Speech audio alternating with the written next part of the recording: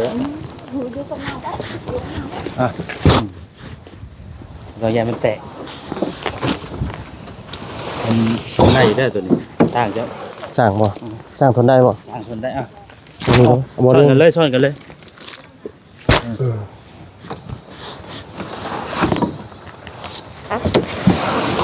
10 กิโลจะหาเนี่ยมาปลูกไว้เลยเด้อ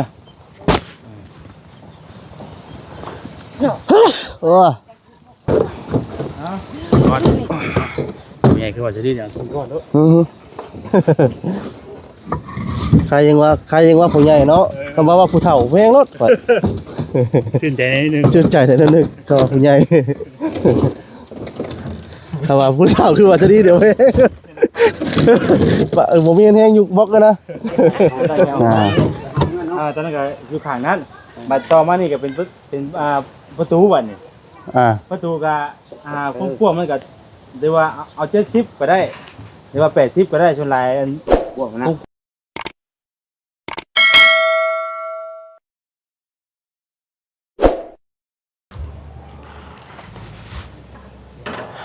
พี่น้องเนาะกราบทักทายสบายดีเด้อสบายดี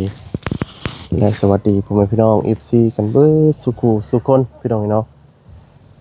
หรือว่าสิอยู่ในและกระต่างประเทศพี่น้องเนาะก็ยินดีต้อนรับท่านกระสุซองบ่าวสวัสดีชาแนลอีกแล้วพี่น้องเนาะพบกันคือเก่าพี่น้องเนาะน้อยเนาะมื้อนี้ก็ได้เดินทางขึ้นมาหาทางนวลพี่น้องเนาะมื้อนี้ก็ได้จ้ะมาบัดนี้ปูเป็นเรียบร้อยพี่น้องเอ้ย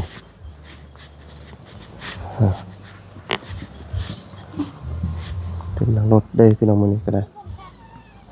มีบอก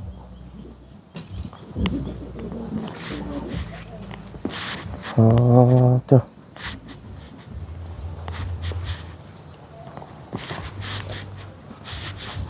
ปูพื้นเรียบร้อยพี่น้องเอ้ยหักแล้วพี่น้องเนาะ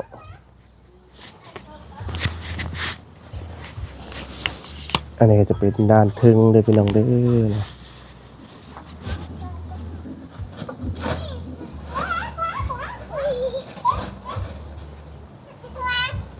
ทึงพี่น้องเนาะวันนี้ก็มานำกัน2 คนพี่น้องเมื่อนี้ก็ได้จ้ะ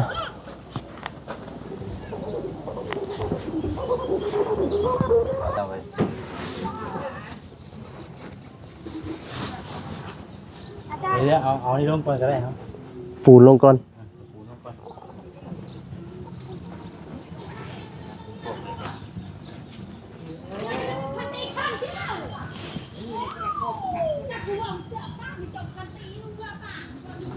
คนบนโต๊ะกับว่าเนาะสิมุงสังกะสีก่อนบ่มื้อนี้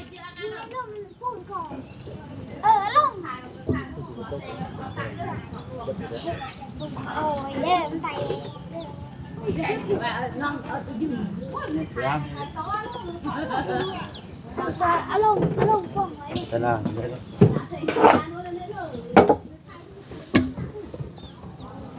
ถ่ายรูปแดดถ่ายน่ะ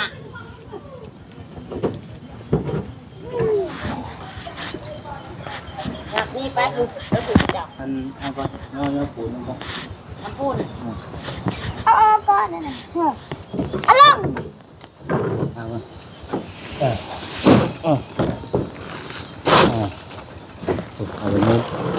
นี่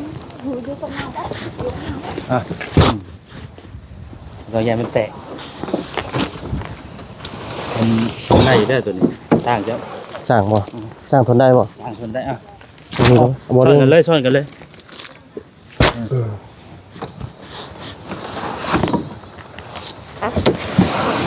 10 กิโล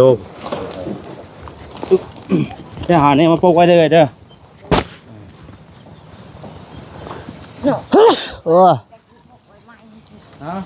คืนนี้ก็ปกไว้ไหมปลูกไม้บ่ปลูกไม้ไว้บ่เลี้ยงไว้หนึ่งก็ได้ไว้งอนตั้งไว้แบบนี้ป่ะตั้งไว้ได้เห็นว่าเนาะมาครับ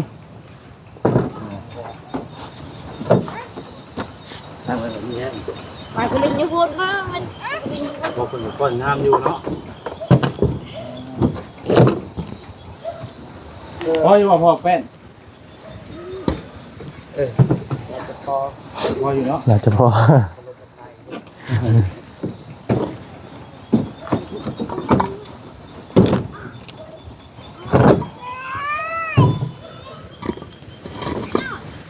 มันใส่ของประกันเรื่องเนาะ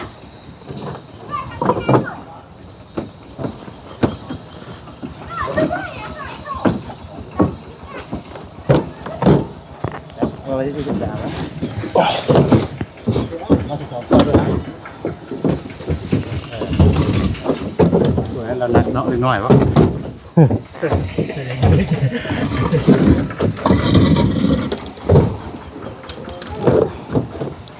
ก้อน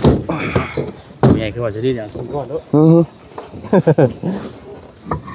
ใครยังว่าผู้ใหญ่เนาะคำว่าผู้เฒ่าแพงรถก่อน ชื่นใจนิดนึง ชื่นใจแต่นั้นนึงก็ผู้ใหญ่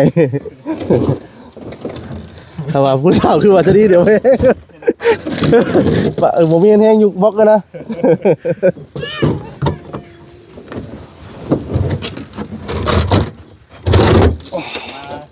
ก็นั่นพี่น้องเนี่ยก็ บันไดเนาะตีบันไดบ่ ก็ถือว่าเป็น ซ้ำบันไดบ่ทางขั้นได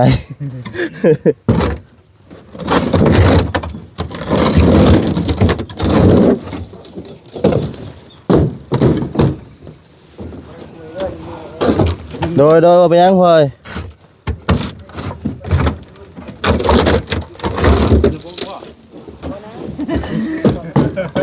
มาเต้นระบบ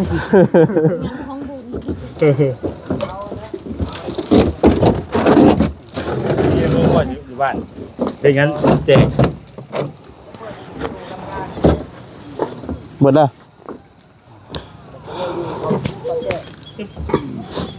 ก่อนโอเค ตัว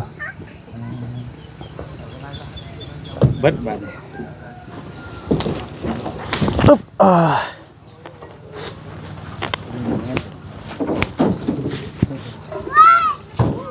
คือดีแจ้งพี่น้องเนาะบ่นักปานใด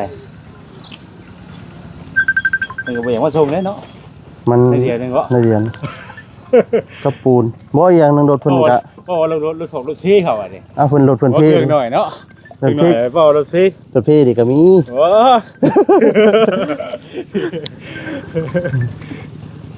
ของเจ้าบ่ครับเป็นวัดพี่น้องเนาะหอนหนาวคือสิเป็นไข่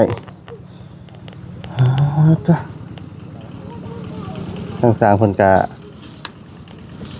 มาเป็นที่เรียบร้อยพี่น้องเอ้ยจ้ะมุ้งมื้อเช้านี่บ่พ่อมุ้งเช้านี่บ่พื้นเนาะฮะปูเนาะโอ้เลอแล้วค่อยกันเลยใส่คำศัพท์บ่ถูกแล้วเนาะปูเป้นเนาะวันนี้สิมุ้งบ่มื้อนี้ บริมุงเช็ดทางอันแซน ใส่เส้น ขาก่อน อ๋อ เอาแป้นยังใส่เรียบร้อยยังมุงกำลังนะมุงเร็วเลย โดย เอาเฮ็ดนะเฮ็ดกันลุมก่อน มื้อนี้ปูแป้นครับข้าวเส้นมื้อนี้เนาะมื้อฮื้อนี่แม่นทางเทิงส่วนทางเทิงบัดนี้เนาะ บ่คันมันแล้วหันเริ่มคันมันบ่แล้วก็เฮ็ดเป็นคือเก่า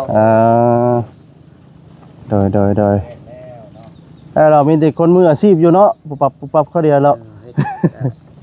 ปั๊บเนาะ แม่น ปั๊บให้มันแล้วไว้ให้มันแล้ว ครับ อันเนี้ยจะถามตัวนี้ ใช่ป่ะ ตอนวงกบกันน่ะ กบนะบ่ แม่นสิชื่อเอาเป็นวงบ่ละเยอะเอาให้จองเฮ็ด เฮ็ดตั้งฉากเอาเลยตั้งเอาแล้ว เอาตัวนี้เฮ็ดเลย โดยตั้งเอาแล้ววันนี้แต่ว่าเฮาวัดให้มันเข้ากันกับมันว่าบานอยู่ในห้าน ได้ นะ ก็เฮ็ดได้ อืม นั่นน่ะเฮาสิใส่ไม้เซ็นครับว่าโอ้เพิ่นบ่ได้ขึ้นมานี่ไอ้บ่ได้ขึ้นมาก็ขึ้นว่าสิโทรถามชื่ออันวงกบบ่หรือว่าสิให้เอาตัวนี้เฮ็ดวงกบเลย เฮ็ดเป็นวงกบเลยบ่ ตัวนี้เลยก็ได้ ได้ ตัว ตัวนี้เลยแหละอันตั้งขึ้นแหละให้มันพอดีครับมัน กับบานเนาะ บ้านน่ะส่วนหลายก็มันก็มีแต่50คูณเมตรเนาะแล้วก็เพิ่นให้ตั้งแต่2วงนึงห้องข้างนี้กับข้างนั้นตัวนี้บ่ตั้งก็ได้ เนี่ยใส่แต่เบื้องข้างนั่นกับข้างนี้เนาะ แต่2วง ใส่อัน แล้วก็ประตูหั่น ห้องตัวนี้เหรอบ่ได้ใส่ห้องทั้งรั้วเหรอห้อง ใส่ข้างพุ่น ทั้งหัวบ่ได้ใส่ บ่ใส่ข้างนี่กับข้างนี่สินะอันนี้ ใส่ห้องตัวนี้บ่หรือห้องเทิงกันวงกบ วงกบน่ะบ่ แม่น ห้องนี่ห้องตัวนี้ตัวข้างๆนี่นะ ตัวนี้นี่ ไปเบิ่งก็ได้ครับ ไปๆ ตั้ง เนาะ นี่มันพ่อบอกตั้งอยู่ห้องก็ได้ห้องนี้หรือห้องตัวนี้ ว่าห้องนี่เหรอ ห้องนี้บ่ ตั้งอยู่ห้องนอนนั่นนี่แหละ ตั้งอยู่ห้องนอนนี้ ห้องนั้นเนาะ ตอนนั้นก็อยู่ข้างนั้นบัดต่อมานี่ก็เป็นประตูบัดนี่ ประตูก็กว้างๆมันก็เรียกว่าเอา70ก็ได้เรียกว่า80ก็ได้ส่วนหลายอัน ตรงกว้างนะ กว้างๆมันก็มันมี80กับ2มันมี2แบบเนาะ แม่น มันมี80กับ70 70ก็มันเลือกเอาแล้วคน เอา70คูณ2เมตรเอาว่าส่วนหลายมันก็ประมาณนี้นะวงกบมาตรฐานตามที่ว่าห้องตัวนี้เขาคันประจ้างอีเนาะ คันกลาง เพราะว่าเขาขันเป็นห้องอยู่แล้วนะ ที่เป็นช่องห้อง ให้เป็น2ห้องเลยให้เป็นห้องภายห้องมันแต่วันนี้นะมันเป็นตัวนั้นนะเขาแอมมาฮอดพี่อยู่แอมมาฮอดพี่เลยตัวนั้นนะข้างบนนั้นนะเขาแอมขับมาฮอดเสาพี่เลยไม่ใช่ละยาวพี่เลยข้างนี้นะแต่ว่าเขา นี่เป็นห้องรับตัวข้างนี่เป็นห้องเครื่องห้องรับแขก เขา บ่ ต้องแอมขับมาฮอดพี่คือกันเนาะ แม่น แล้วให้แต่พนักข้างหน้าหันเนาะ แม่น ข้างนี้เขาก็ต้องแอมมาฮอดพี่คือกัน แม่น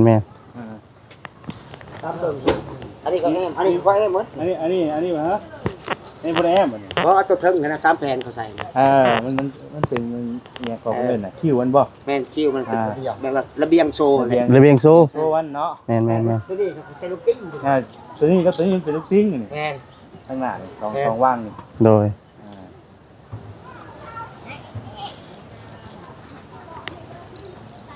เพราะว่าเฮาใส่ฟองเยี่ยมน่ะเพราะว่าทั้งแม่เพิ่นบอกว่าเฮ็ดแต่จองฟองซั่นซะนี่เอาขังไว้เลยเพราะว่ามันก็กันฝนสาดฝนหยังนำเนาะนั่นคือว่าเฮาบ่ขังฝนตกฝนลงดินมากับฝนมันขาด มันก็อาจจะมีเป็นเปียกเนาะเปียกได้ เนี่ยมันอยู่ทางนี้เนาะอยู่ทางหน้าสองว่างนี่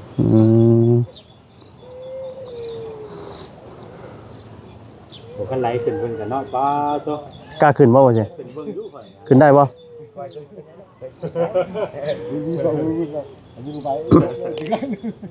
ขึ้นว่าขอสิเจียเอากล้องขึ้นน้ำลังให้ นี่แหละส่งขึ้นก็ได้เลยเนาะเป็นเพิ่นเลยนะครับพี่น้องเลย ทำไมมืออยู่เทิงมัน เนาะตามพัดตัวยักษ์มาเดี๋ยวเฮาได้ต่อแน่นอนบ่เนาะได้ต่อมันบ่ อะไร แต่ ได้ต่อแล้ว โอ้สลับเฮาเนาะ ไม่ต่อแล้วแฟนมันไม่มีหรอกแฟนเป็นเน็ต บ่มี บ่มีแต่4เมตรเช้าขนาดแฟนเขาบ่นิดอันนี้ก็ยังบ่มี ได้6ไม่ได้บัดเนาะ ได้โฮมแล้วบัด ห่มแล้วบัดมีแต่ล่างเลยถึงมีห่มแล้วบัด มีแล้ว เจ้ามูหลังคาเลยแกหวยแฮง ผมเทิงบัดนี่ผมเทิงวันนี้อันนี้โฮมล่างแต่ว่าอยู่มุ้งกับผมเทิง มูหลังคาก่อนมันเลี้ยงมาคือเป็นตรงโล่งอยู่เลยเนาะคือเป็นตรงโล่งหมดแล้ว ใช่หรอกผลเบิ้ลแหละ แฟนเท้ากับใส่บนก้อนตามใส่ตามนี่เลย แฟนพานี่อาจเลือกพอประก แต่ อบ ว่า แล้ว แต่ว่าตัวข้างกลางมันน่ะเขายังบ่เข้าใช้ก็ได้มีแต่เล่นใช้ขอบขางมันก้อนเป็นตัวกลางมันแหละสมมติว่ามันบ่พอแหละเป็นไม่ยินเพิ่นว่าสิเจอก็เอาไม้นะไม่อัดอันเด้ที่มันเป็นแค่ง่ายๆนะเฮามาว่าขันเพิ่นมันจะสบายดีนะไม่อัดมันเป็นไม้ไม่บิ๊กที่มันจะอัดเป็นแผ่นเด้ ทำไมตัวนั้นมันราคามันไม่ได้นึงแป้นนี่พวกตัวมันสิเต็มนี่ก็ราคามันก็สูงตัวนั้นเป็นแผ่นใหญ่เด้อ มัน เด้ เป็นแผ่นใหญ่เด้ สบาย ทั้งกลางมันนั้นน่ะตัวทั้งกลางเฉพาะตัวข้างหน้ามันนี่เขาใส่ตัวนี้เบิด แม่น บริเวณตัวขันห่อนะเอาตัวแทนตัวนั้นเสียนะ ถูกแล้ว เพราะมันอยู่ในแล้วเนาะ โดย แต่ว่าเขาให้เขาตั้งเลยข้างหน้าตัวนี้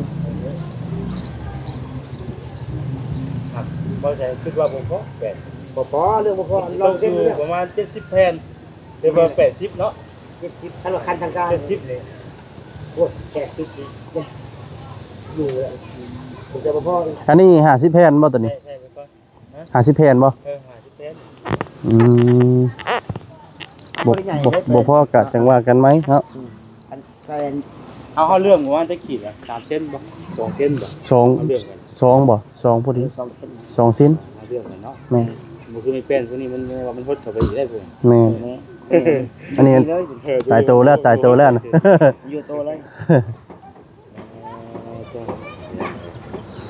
ฮ่าท่า นี่เป็นไม้เส้นเนาะไม้เส้นพาลูกติ้งลูกอย่างเฮานี่ก็เอาไม้อันนี้เลยบ่พอเลยนะ เป็นได้ทำบ่อยากอันเรื่องลายก็ตัดเอาใหม่นี่ก็ได้ แต่ว่าเฮาก็ ไม่48เนาะ ไปน้ำใช้ในตัวที่ว่าเรื่องเงินนั้นมันก้อนเนาะเรื่องเงินตัวไม่เส้นมันอย่างให้มันพอวัตถุกอย่าง ก็ ก่อน มัน เนาะ พอกันแล้วนี่อันลูกตีต้องเฮ็ดตำลัง ลูกติ้งไว้พนักนี่เฮ็ดตำลังเนาะ เฮ็ดตำลังเฮ็ดตรีก่อนเส้นทางบ่พอเวทีแล้วนั่นยาวรถตรีมันสั่นได้ใครรู้เอาตัวสั่นจังก็ได้ โดย ประมาณเท่าไหร่70ความสูงมันก็ อืม 70 80นั่นแหละ โดย มันก็มีอยู่มันก็มันหนึงมันมีอยู่10อันติ้งเนาะ แม่นแม่น พอขั้นใดอีกได้บัดขั้นใดมันก็ต้องลูกติ้งเหมือนกันได้บัด แม่น มันต้องตามขั้นใด คงงามมันก็สู่ลูกติ้งมาได้เนาะ โอ้โหเสียนข้างในไม่นะเสียนเป็นวงกลมข้างในนะ เอาว่าเรื่องเฮ็ดแบบว่าธรรมดานี่เอาตัวนี้เลี้ยงขึ้นไปเลย โดย แบบง่ายท่านจ้าง ามคนละแบบเนาะ เพราะมันเว้าเรื่องราคาไงลดก่อนราคาอีก โดย เรื่องหลาย เอาก็บ่ได้ซื้ออีกเนาะ โดย ลูกติ้งนี่ห้อยเอาเสียนไม่งามเนี่ยราคามันนิดนึงเด้ แต่ก็มื้อก่อนพี่น้องเนาะ แต่ ตอน ปก นี้ ติ ก็ เขาเฮ็ดขายอยู่แล้ว ตอนนี้นั่นก็เฮาก็ขึ้นกับทางผู้ใหญ่เพิ่นบอกมาคือเก่า โดย แบบนี้ก็เฮาก็เฮ็ดแบบนี้บ่ได้ก็คืออันเพิ่นบอกอันนี้แหละนี่เฮ็ดตั้งวงกบนี่แหละ โดย เอาแบบซี่ครับเอาแบบซี่เลย โดย เฮามีแต่เอาบานมาติดใส่เลยสินะ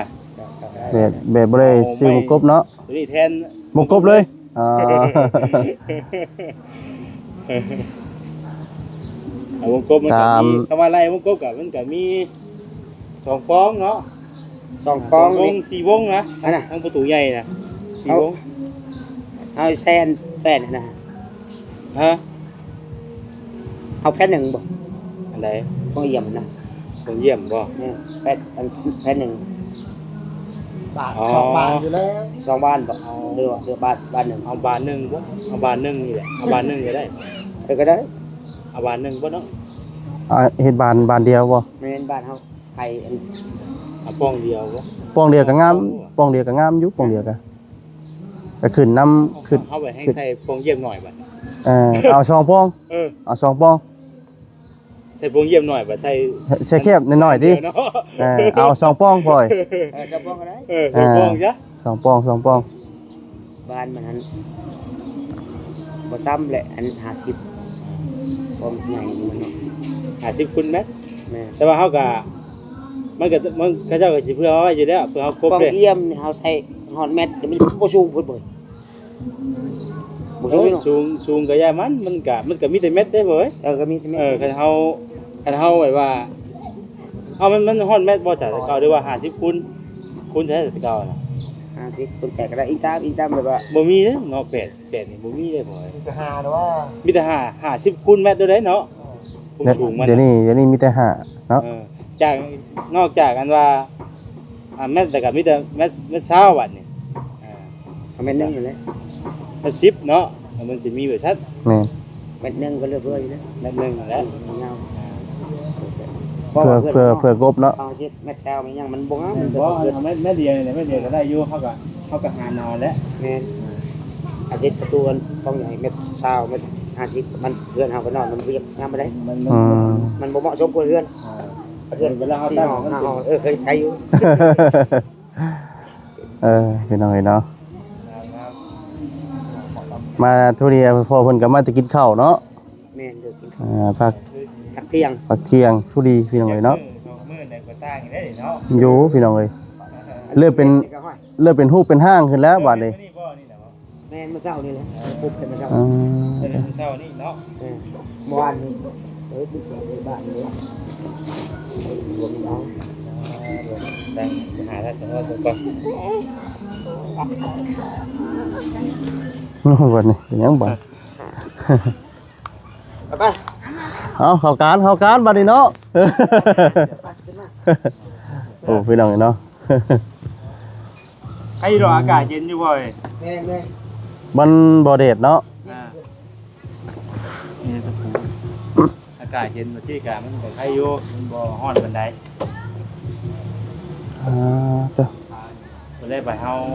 เฮ็ดแล้วอย่างเบิดทุกอย่างน่ะก็จังผมเนาะ แม่นตรงตีนเสาเนาะ เอาใส่ประทัดขึ้นมาพี่เด้อ พี่น้องเนาะเพิ่นกำลังสิเข้าการบ้านนี่พี่น้องเอ้ย ต้องการ จ้ะ กินน้ำเลยบ่เออน้ำนี่ ก็สิอุ่นดีเนาะนอนอยู่นี่เนาะ โอ้เบี้ยติดมาเลยน้อง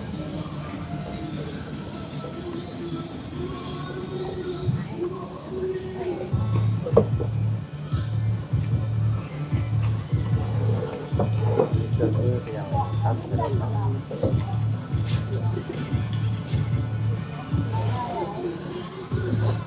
ถือว่าถือมุ่ง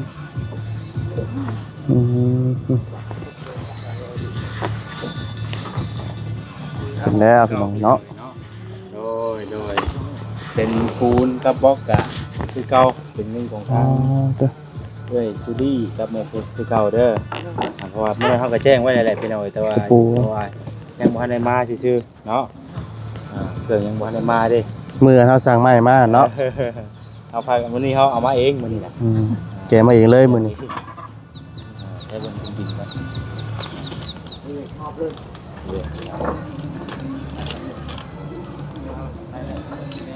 มีอันบล็อกอะไร บอก50ก้อนบ่ปูน3กระสอบ 800,000พี่น้อยเนาะแต่วันที่19มาจบรายการไว้ประมาณนี้พี่น้อยก็คือสิครบวัดทุกอย่างอะไรบาดนี้ต้องเหลือแต่ว่าทางสร้างเพิ่นเฮ็ดเนาะ แม่น ที่สามเป็นน้ำสร้างเพิ่นเฮ็ดขาดเดือนยังกะจัง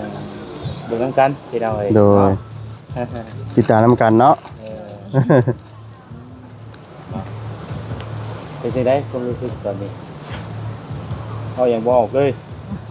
เออ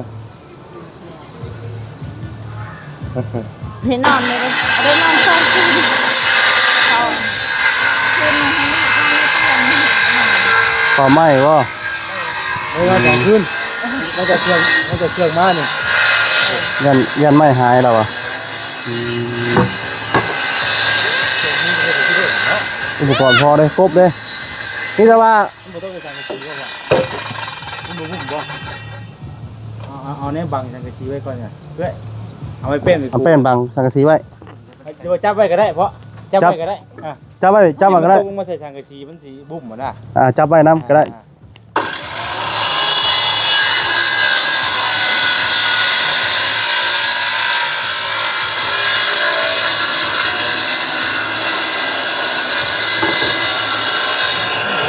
วงเดือนแล้วเนาะวงเดือนป่าดรถบ่ได้ใส่เรื่อยแม่นใส่วงเดือนป่าดรถเดี๋ยวนี้ปักไฟ ไอ้ที่บ่ย่านไปได้ละบาดนี้ขึ้นไปเทิงก็ได้เนาะไม่มีพื้นน่ะเด้ แม่นเหยียบเลยบัดนี้เนาะ แม่กินข้าวกันขึ้น เพื่อก็จะหาที่รอว่า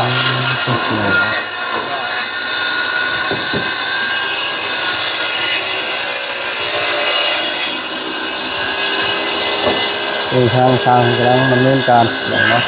อีกคนเรื่อยก็มีอะไรเนาะ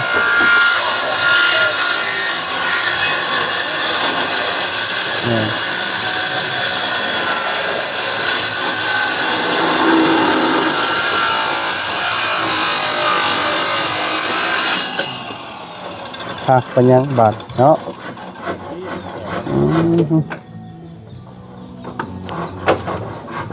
เนาะ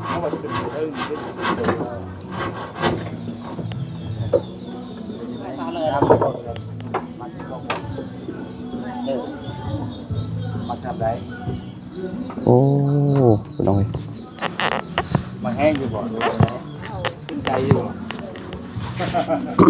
จังว่าเนาะเอ้ย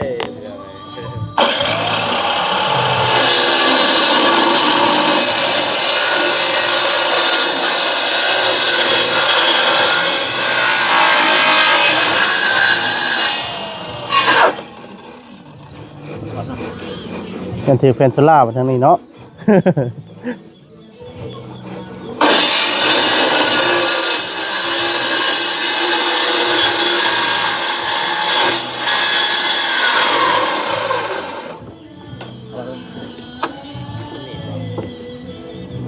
หนีบบ่ไม่นเลื่อยปาดเนาะตะบะปาดเนาะ ทางตัดนี่